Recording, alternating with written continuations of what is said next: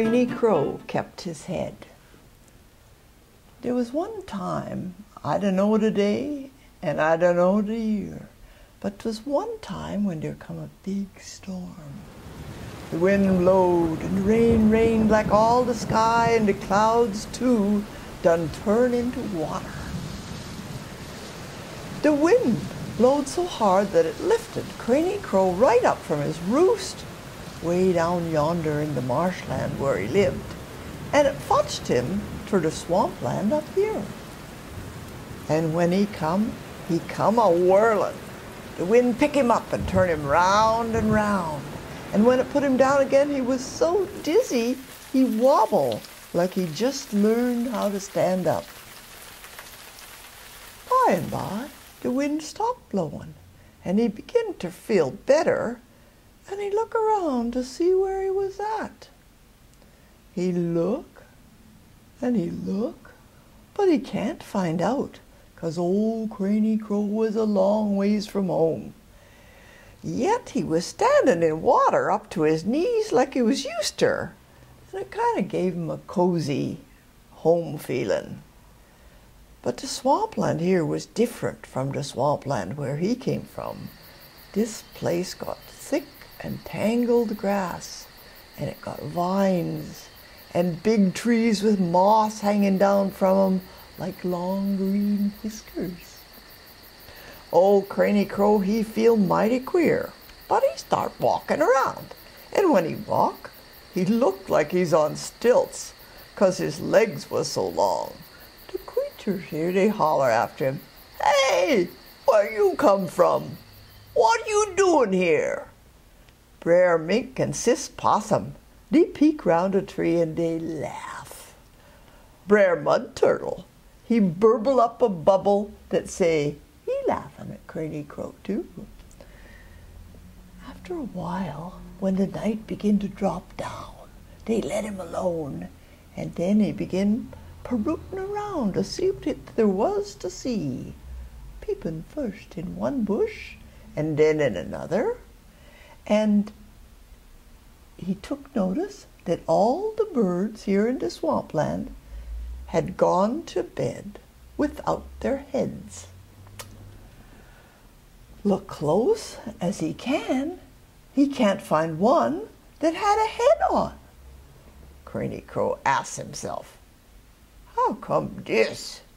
Then he answered himself, "Going to bed with their heads on is gone out of fashion in this part of the country." Craney Crow don't know what to do.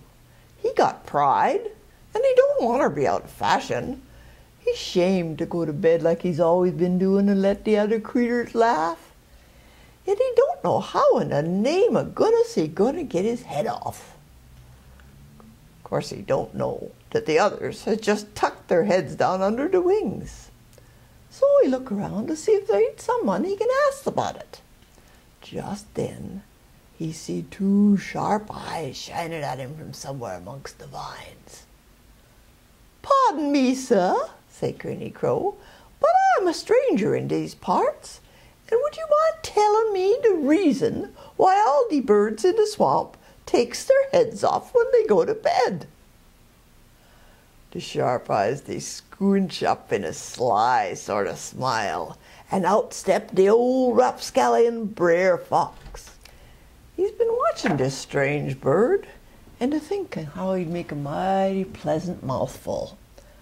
"Why, stranger," he says, slinking up sort of sideways, "the reason they takes our heads off is this.